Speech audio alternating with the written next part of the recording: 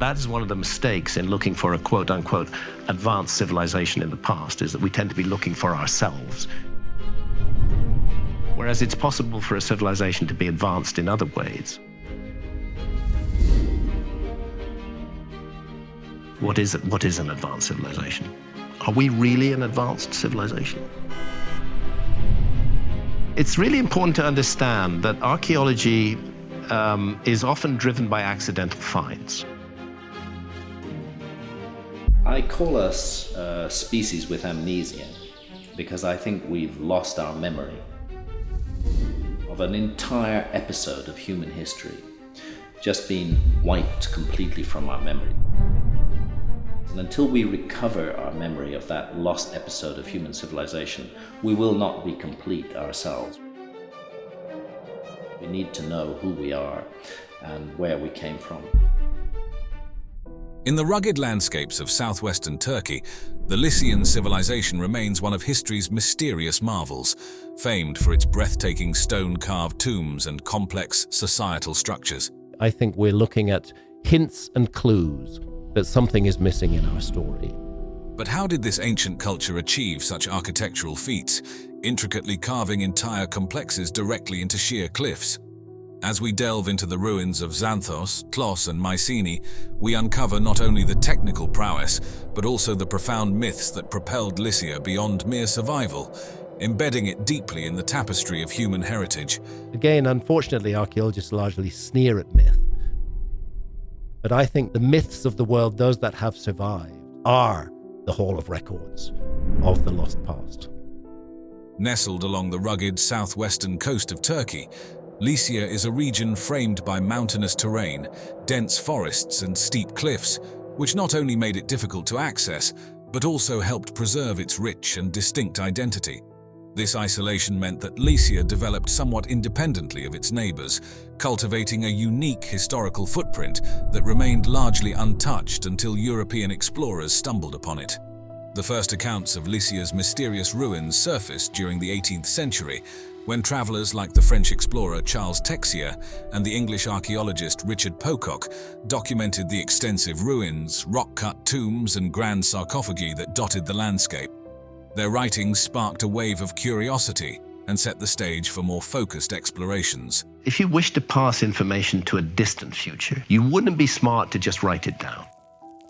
How can we know that our script is going to be readable by any other culture, let's say 10,000 years in the future? One of the pivotal figures in Lycian studies was Charles Fellows, an English archaeologist whose expedition in 1838 marked a turning point in uncovering the past of this enigmatic civilization. Driven by fascinating tales of remarkable ruins, Fellows undertook a systematic exploration of the region, meticulously mapping the area and documenting numerous sites. His work wasn't just about identifying locations, he detailed everything from the friezes and tombs to the fortresses he encountered, providing a comprehensive look at the remnants of Lycian society. This thorough documentation played a crucial role in introducing Lycian civilization to the broader academic world and eventually led to the first official archaeological excavations under the auspices of the British government. The second issue with ruling out completely the possibility of a lost civilization is that archaeology sets itself up as the sole arbiter as to what is and what is not evidence. Through Fellows' dedicated efforts, the wonders of Lycia were brought into the limelight, revealing a civilization that had mastered the art of building in harmony with its challenging landscape. During his explorations, Charles Fellows unearthed several significant sites that continue to shed light on the ancient civilization of Lycia. Xanthos, the once flourishing capital, stands as a monumental testament to Lycian culture, blending funerary architecture that tells tales of a society rich in traditions and artistic expression.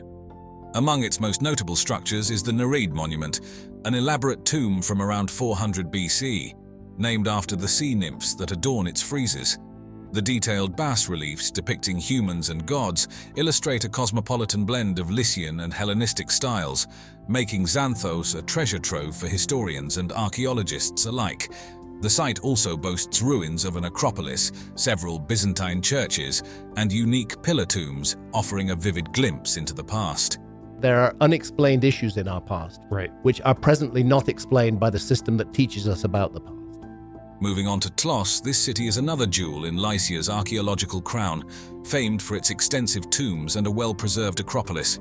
Perched on a rocky outcrop, the Acropolis provided strategic views and served as a formidable fortress through various epochs, including Lycian, Roman, and Ottoman times.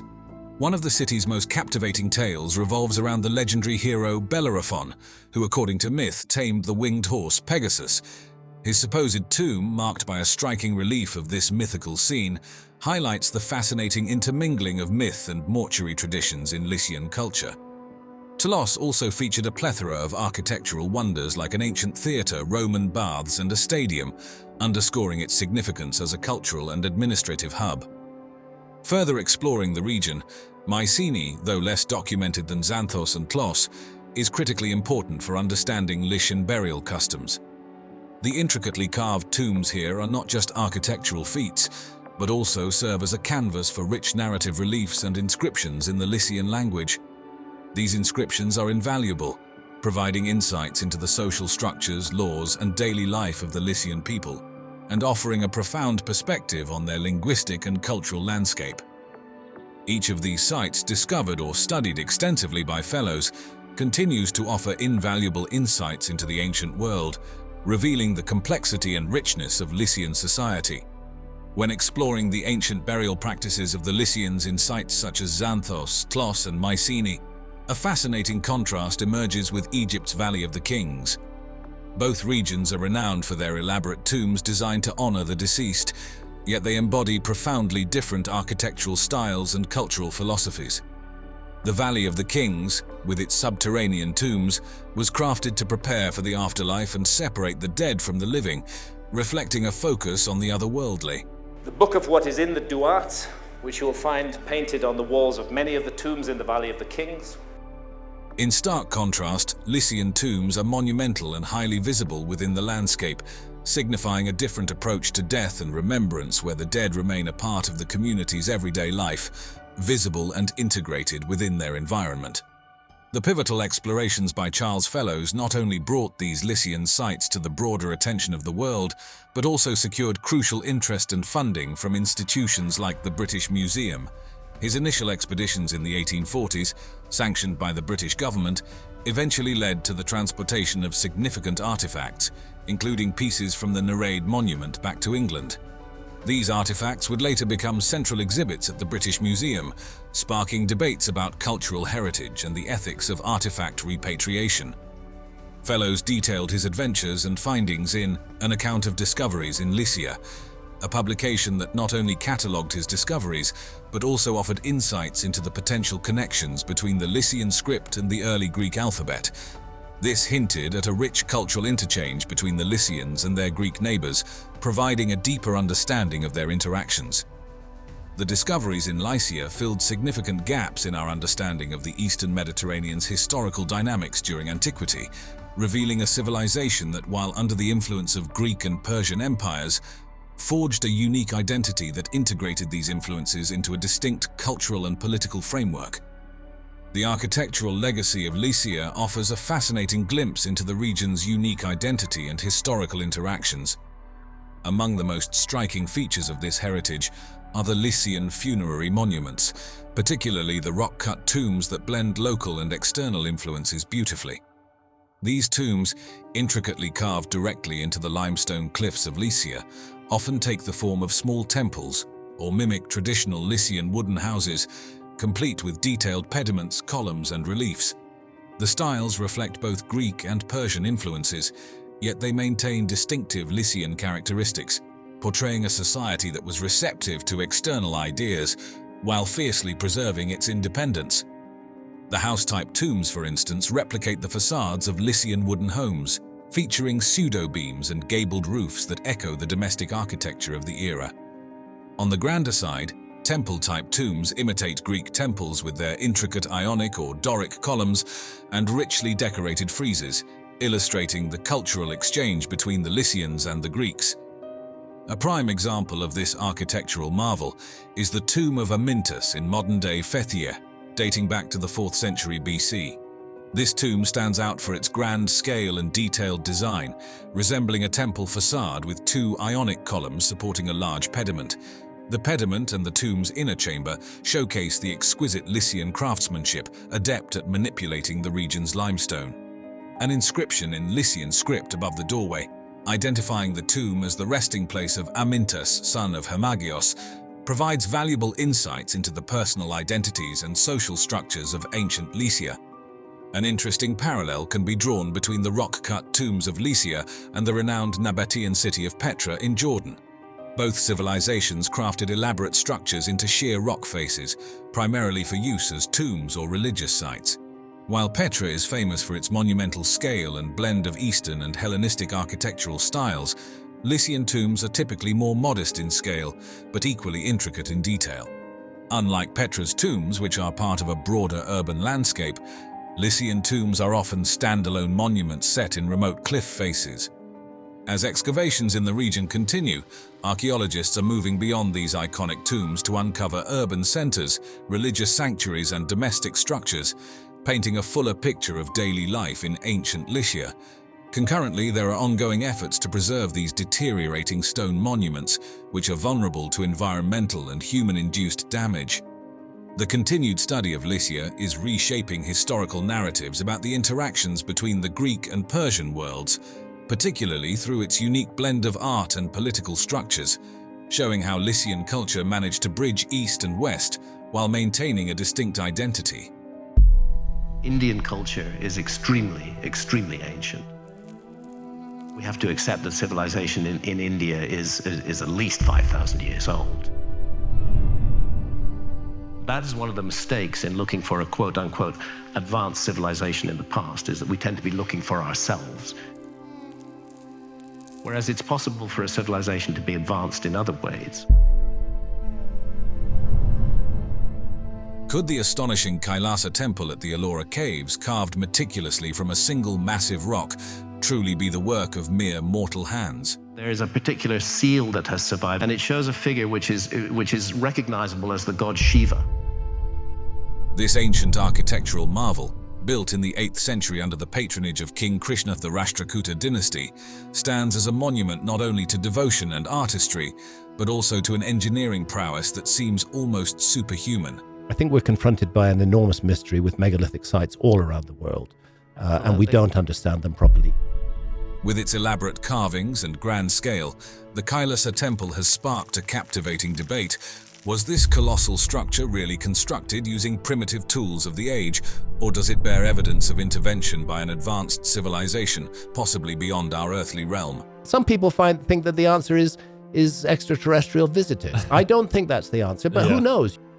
Tucked away in the basaltic hills of Maharashtra, the Ellora Caves complex is an architectural marvel of ancient India. Spanning from 600 to 1000 AD, these caves house a remarkable blend of Buddhist, Hindu, and Jain heritage.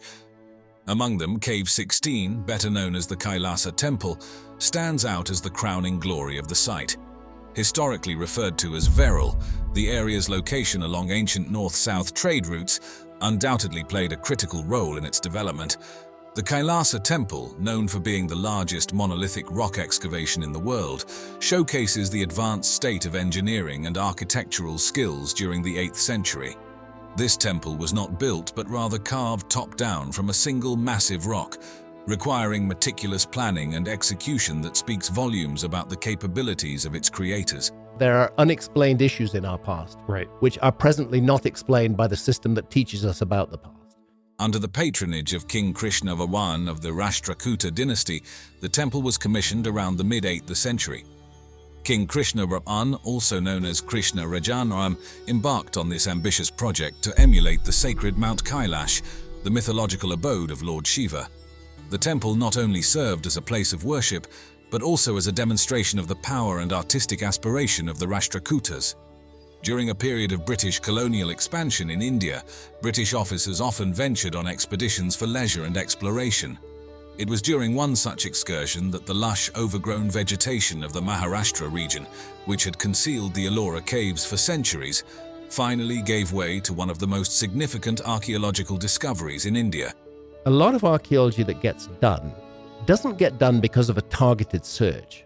The year was 1819, and the caves, untouched and perfectly preserved as if in a time capsule, were stumbled upon accidentally by Captain John Smith and his party.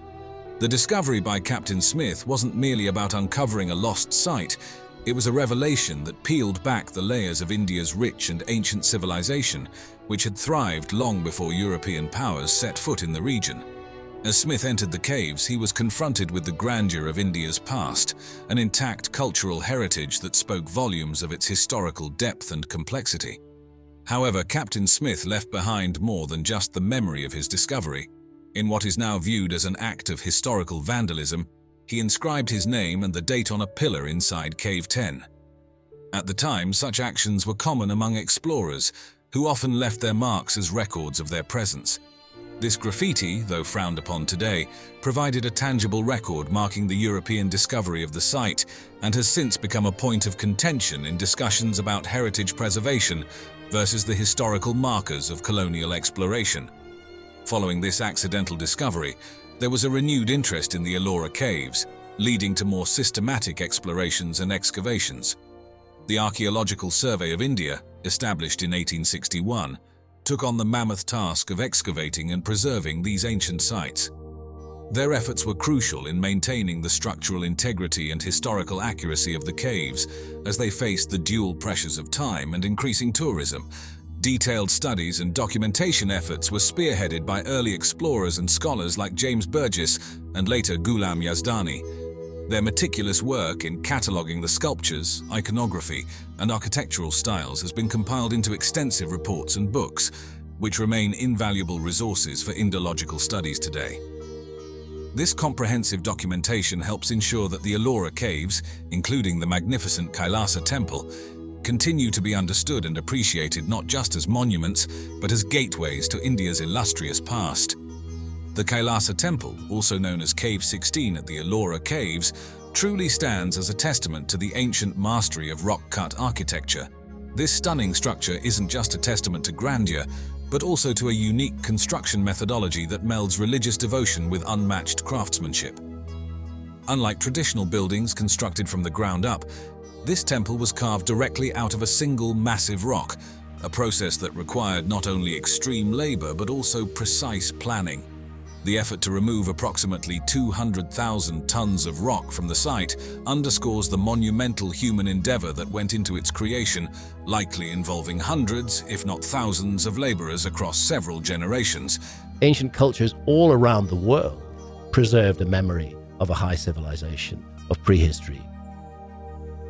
Symbolically, the temple mirrors Mount Kailasa, the mythical abode of Lord Shiva, suggesting that the architects intended to create a heavenly abode on earth. This ambition is evident not just in the temple's scale, but also in its elaborate multi-storied design, which features a rare vertical expansion in rock-cut architecture. Each floor is intricately adorned with carvings and statues that bring to life stories from Hindu mythology, especially those focusing on Lord Shiva, enhancing both the religious and aesthetic appeal of the temple. Comparing the Kailasa Temple to the ancient city of Petra in Jordan highlights its unique features. While Petra is renowned for its impressive facades carved into rock faces, the Kailasa Temple goes a step further. It is not just a facade, but a complete excavation, with intricate vertical carvings that make its interiors as spectacular as its exteriors. Unlike Petra's relatively plain interiors, the Kailasa Temple is elaborately detailed, with entire floors, columns, and ceilings that are ornately decorated to reflect Hindu religious themes. The engineering behind the Kailasa Temple also addresses some significant challenges, such as maintaining structural integrity while removing massive volumes of rock. The architects and engineers employed their deep understanding of geology and engineering to ensure the stability and durability of the remaining structures. They even incorporated an ingenious drainage system to prevent water accumulation and erosion during the region's heavy monsoon seasons. Moreover, strategic placements of openings and alignments within the temple structure allow natural light to flood its interiors, enhancing the spiritual and aesthetic experience for visitors. The layout also facilitates the circulation of air and movement of devotees, crucial during religious ceremonies. These intriguing aspects of the Kailasa Temple, combined with the mysteries surrounding its construction, have fueled various theories about its origins and the techniques used in its elaborate design. From theories suggesting extraterrestrial influence to speculations about advanced ancient technologies or a network of secret chambers, the temple continues to be a subject of fascination and scholarly debate. I think the dating of quite a number of megalithic sites needs to be reconsidered. These discussions not only celebrate the architectural genius of the temple's creators, but also deepen our appreciation for this ancient marvel. Exploring the mysteries of the Kailasa Temple at a more refined level reveals a range of fascinating theories that try to explain its incredible construction. One such theory suggests that the technology and precision required for its creation in the 8th century might hint at extraterrestrial influence or the use of advanced ancient technology that has since been lost. While this idea captivates the imagination, most scholars and archaeologists believe that the temple's construction was well within the capabilities of human ingenuity at the time, pointing to similar rock-cutting techniques used across India long before the temple was built. Another intriguing theory about the Kailasa Temple involves the possibility of a network of secret tunnels and chambers beneath the complex. Local legends and some speculative reports suggest that these could have served as passages for religious ceremonies or as escape routes during invasions. However, thorough archaeological investigations have yet to confirm these claims, and the natural rocky terrain of the area makes such an extensive network rather unlikely. The alignment of the Kailasa Temple with celestial bodies forms yet another theory. Some believe that the temple, like many ancient structures, was designed in alignment with certain stars or planets to harness cosmic energies during significant astronomical events such as solstices and equinoxes. While there are notable celestial alignments at other ancient sites that lend some support to this theory, concrete evidence linking the Kailasa Temple's orientation with celestial events remains elusive. As these theories continue to pique curiosity and scholarly debate, the significance of preserving such a monumental site has never been clearer. Recognized as a UNESCO World Heritage Site, the Ellora Caves, including the Kailasa Temple, are the focus of ongoing preservation efforts. These efforts are crucial in protecting the site's intricate carvings and magnificent structures from both natural elements and the impacts of modern-day tourism, ensuring that this ancient marvel can be appreciated for generations to come.